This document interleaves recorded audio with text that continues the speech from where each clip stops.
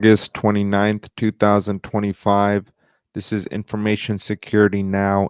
Information Security Now is a live stream related to information security, data breaches, various current events in the hacking and defense, security defense, or security, cybersecurity space. And it's called information security because that's what it's really about. It's about information, it's about cryptography, it's about data, it's about the networking systems that we all use to transfer information across the internet and various networks to each other for various reasons. And that is a really overarching amount of capability and issues that can arise, and no shortage. So we'll just start. TransUnion, this is by Reuters. TransUnion says 4.4 million consumers' data compromised and hacked. That's a credit bureau. Unidentified third party posted to the website of the Maine's Attorney General. The company said third-party applications serving their U.S. consumer operations had a cyber incident, and that quickly contained the issue, which did not involve our core credit database or include credit reports. That's good.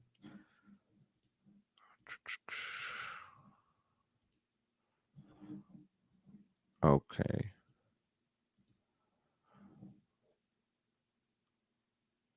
This is from Al Jazeera.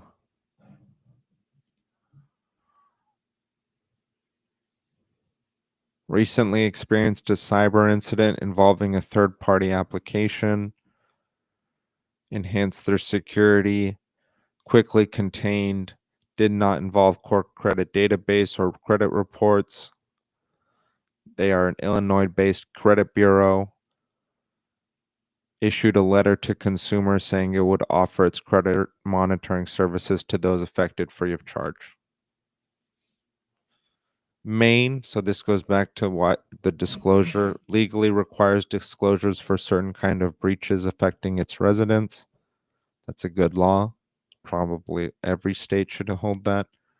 Roughly 17,000 of those 4.4 million were from Maine. Breach occurred on the 28th, July 28th, and discovered on the 30th. The name of the third-party application was not disclosed, but U.S. corporations have recently seen waves of compromises as hackers trick employees into opening up their respective employers' Salesforce databases, where consumer data is often stored. And we spoke about this for various other companies and this isn't a technical issue in Salesforce that has been creating these vulnerabilities, but they are socially engineered attacks. So they have, I'm not going to pretend, but someone's calling in, someone's speaking to that person, and they're giving access in a sort of way that it's obvious that you can socially engineer that. So regardless of whether it's a technical issue or a non-technical issue, it needs to be amended. Either way, the protocol of having someone come in and just kind of give them whatever information they've been giving them, that should be likely altered if you're seeing so many breaches in this sort of social engineering attack just to keep yourself less vulnerable. I mean, even if it's not a technical breach, you don't want your customers. Are the customers wrong? No, they're not wrong. So if they're, unfortunately, that's one of the customers' vulnerabilities, is they can get easily socially engineered through this certain protocol you hold in your product. Then it might not be your responsibility in that moment, but in time you want to improve your customers' experience so they stay with you, so that they still don't feel as though they're vulnerable to this. And it's better for your product, it's better for your business. I mean, I'm not here to discuss that, but that's you don't want your customers having a vulnerable vector through your product. It it adds liability to them. Okay, so that was the TransUnion hack. We'll move on. This is NBC News. An FBA spokesperson told NBC News that Salt Typhoon has attacked more than 200 companies across 80 countries.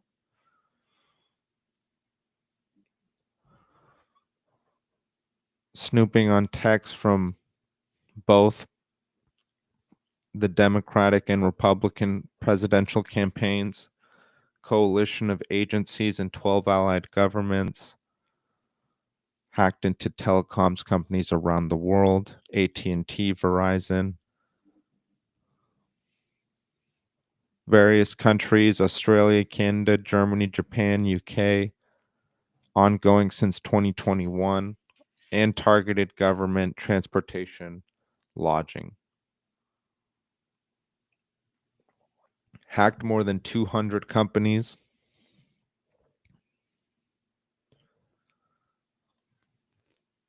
And had at least broken into one National Guard network for nearly a year before being detected.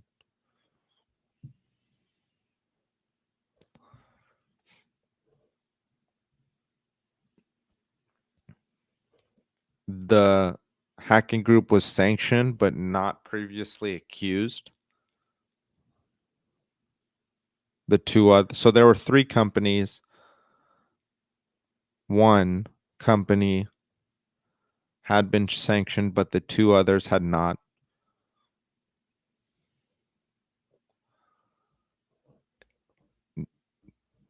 Government and has denied involvement, and the companies are difficult to reach.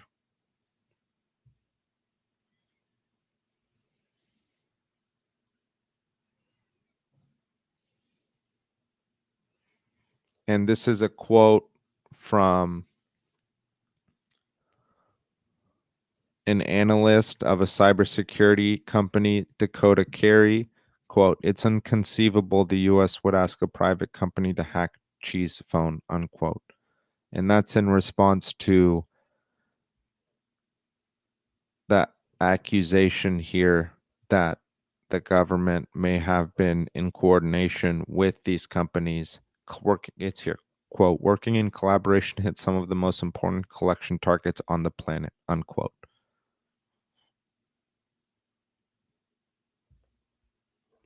Salt Typhoon hacks many types of companies, telecoms, as we said.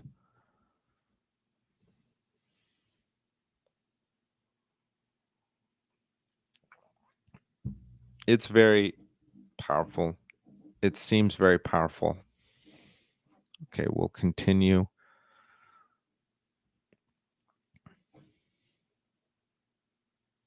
So this is a press release from the NSA, and it just is actual. So this is the 37-page press release from the NSA.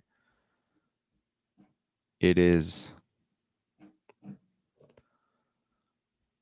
more or less documenting. Let's go through the table of contents. Technical details, threat hunting guidance, indicators of compromise, custom SFTP client Yara rule. This is very, very technical. Mitigations, technical details, and tracking. This is very technical. Okay, we'll move on. And this is from the UK as well. UK and allies expose China-based technology companies for enabling global cyber campaign. This is from the National Cybersecurity Center, which is a UK government agency.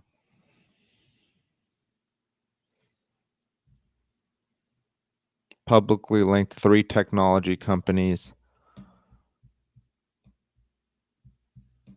since at least 2021 targeted organizations in critical sectors: government, telecoms, transportation, lodging, and military infrastructure. Deeply concerned by irresponsible behavior. This is from the NCSC chief, Dr. Richard Horn. Okay. And this was across, again, over 80 countries.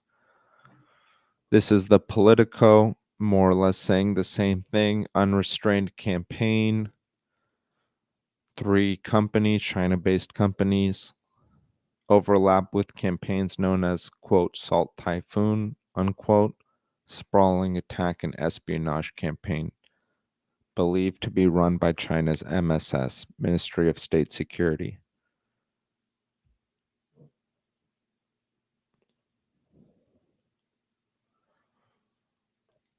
Accessing vast amounts of U.S. comms, strategic spying operation of breathtaking audacity.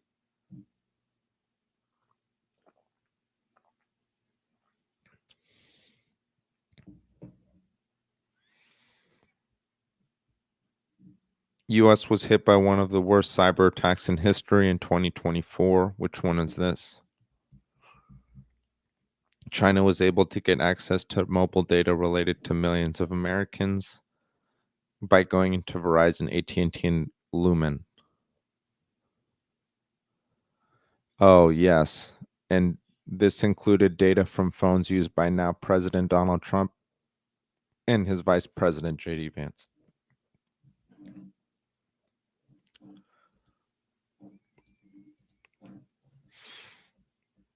And here's another article on that by Cyberscoop.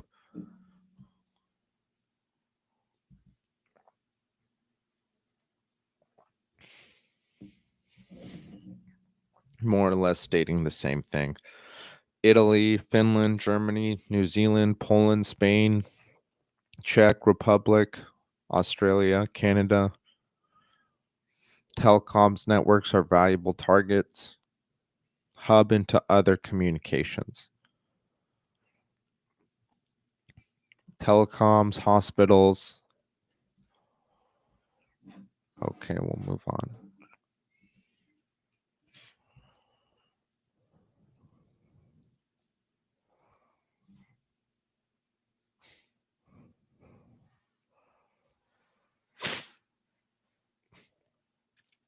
This is from Cyberscoop. Google previews cyber disruption unit as U.S. government and industry weigh going heavier on offense. Google starting a cyber disruption unit.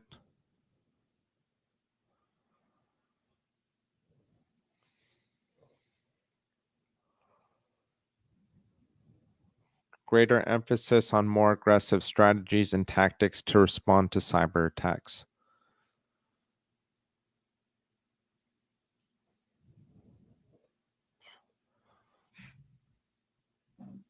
Through Google Threat Intelligence Group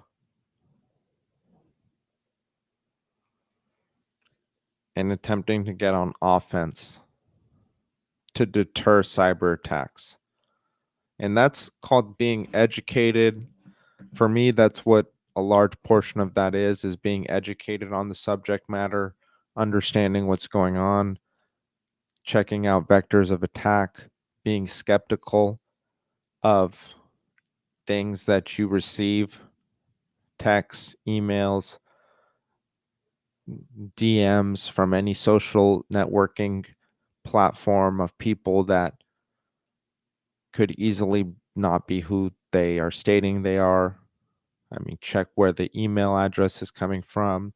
Don't click links on that come through SMS on your phone, or even if you're on iPhone through the Blue network, the iPhone message network. it's important to be educated and to be on the offensive. And that means both in the sense of you as an individual as well as the sense of you in if you own a product. And for many people, I've stated this before, it's when it comes to physical security, it's much easier for us to comprehend, I believe, because physical security is I, I would say that's something animals can also understand. It's not necessarily that complicated. If this looks dangerous, then I need a barrier, keep that person out, keep me in. That's physical security. Cyber security, information security, network security. It's like this whole domain of digital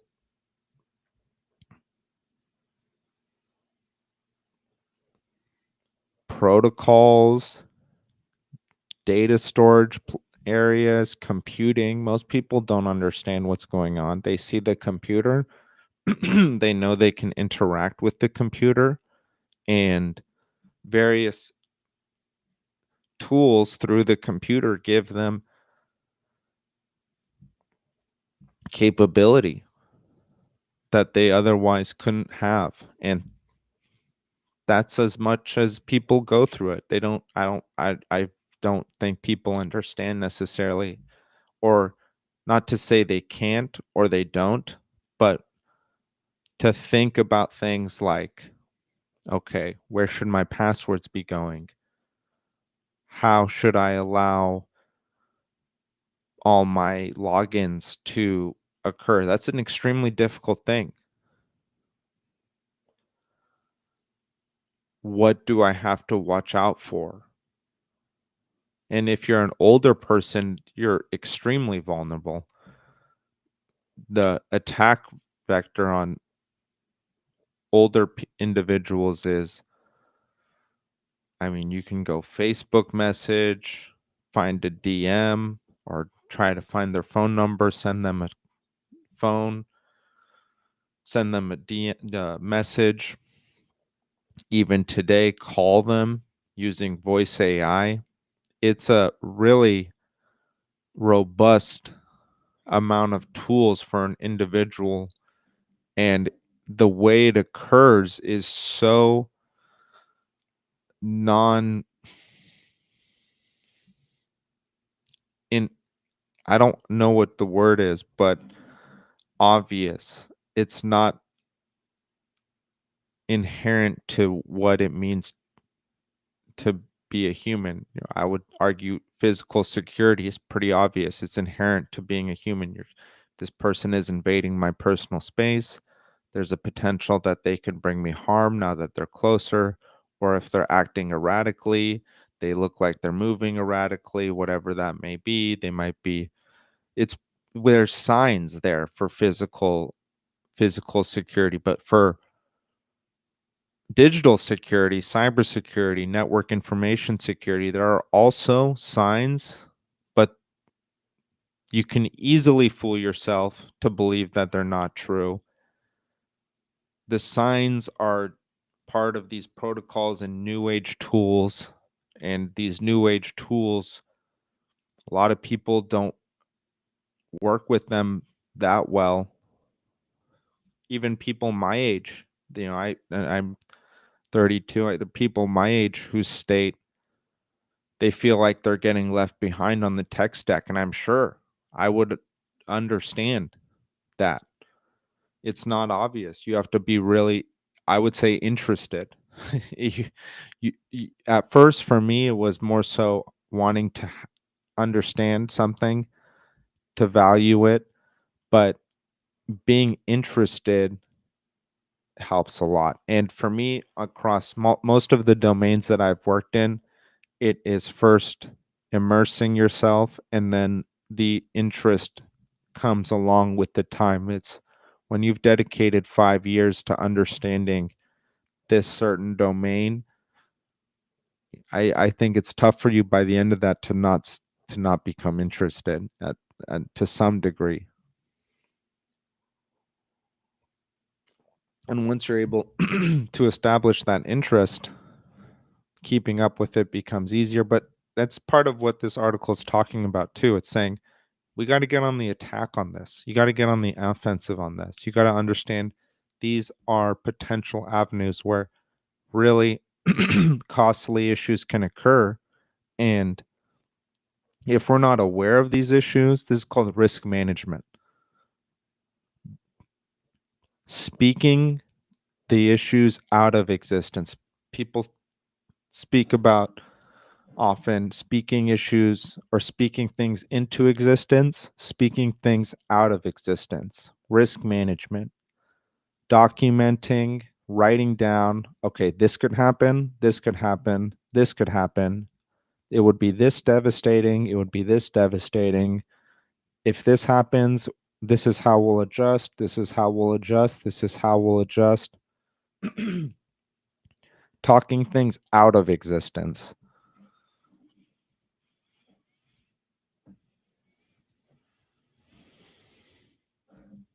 So Google is creating a new unit to get on the offensive.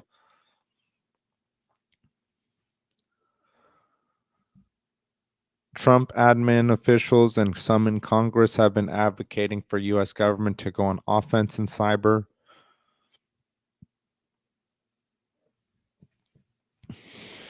Saying foreign hackers aren't being held to consequences. Legislation to authorize private sector hacking back has long stalled in Congress, but some recently pushed a version of the idea where the president would give letters of marque like those for early U.S. sea privateers to companies authorizing them to legally conduct offensive cyber operations currently forbidden under U.S. law. The private sector has some catching up to do if there's to be worthy field of firms able to focus on offense. Yeah, I think that is definite that legislation needs to be repealed for the betterment of that's just a national security issue. That should surely be repealed. Okay. We'll move on. No, we'll actually stay with this. Government had narrow letters of marque before this with private sector companies that we thought had the capabilities. Centered on ransomware, rules of the road for those companies to operate. It wasn't the Wild West.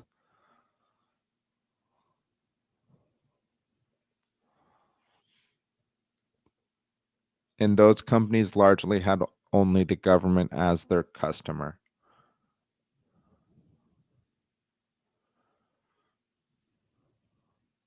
It's quote, it's a really tough business to be in. If you develop an exploit, you get to sell to one person legally and then it gets burned and you're back again. That makes a lot of sense. That makes a lot of sense. And I never considered it in that sense. But it really goes to show you why why there's a standard of what it is today, which is these bounty bug programs where instead of companies really going deep into pen testing, well, I'm sure some companies do.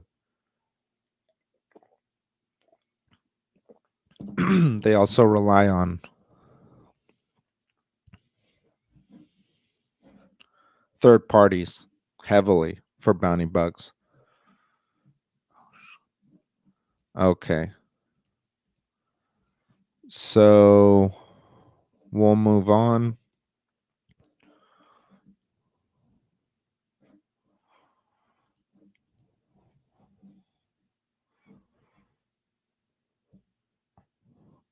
This is another Google article warning Gmail users. Group of hackers has targeted account holders after gaining access to a database with 2.5 billion people using Gmail and Google Cloud. High alert to suspicious activity. First warned of the attacks in June. In August, Google confirmed there had been a number of successful intrusions as a result of compromised passwords. But it was, yes, it was basic and largely publicly available business information. And it was a Salesforce related breach, UNC 6040. And the method of impersonating IT support personnel via telephone calls has proven particularly effective in tricking employees, according to Google, with victims often coming from English-speaking branches of multinational corporations.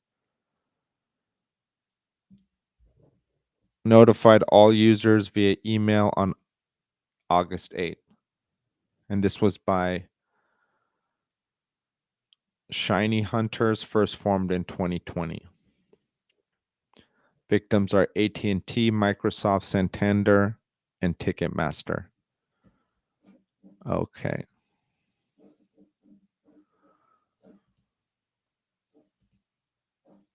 And then yesterday we spoke about the state of Nevada.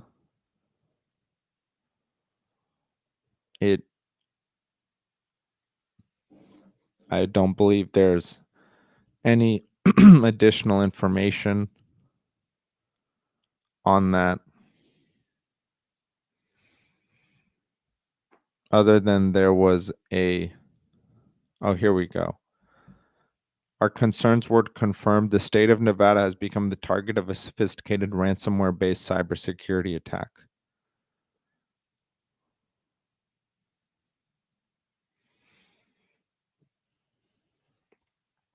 Their goal is to restore full functionality as quickly as possible. Okay.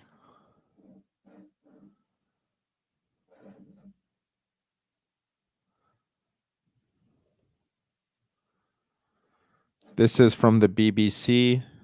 Anthropic says its technology has been weaponized by hackers. North Korean scammers use Claude to fraudulently get remote jobs at top US companies. Disrupt threat actors and has reported the cases to authorities.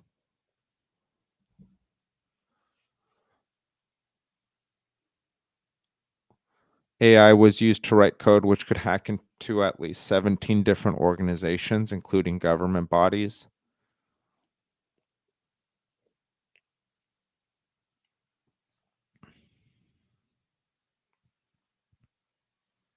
Created fake profiles, applied for remote jobs at US Fortune 500 tech companies, gained access to company systems.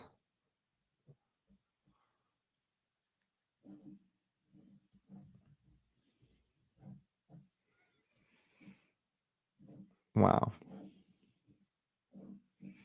So they're using it to get jobs and to hack individuals as well. All right, everyone. Thank you. This was Information Security Now. Hopefully, you all have a great Friday. Happy Friday to everyone. Hopefully,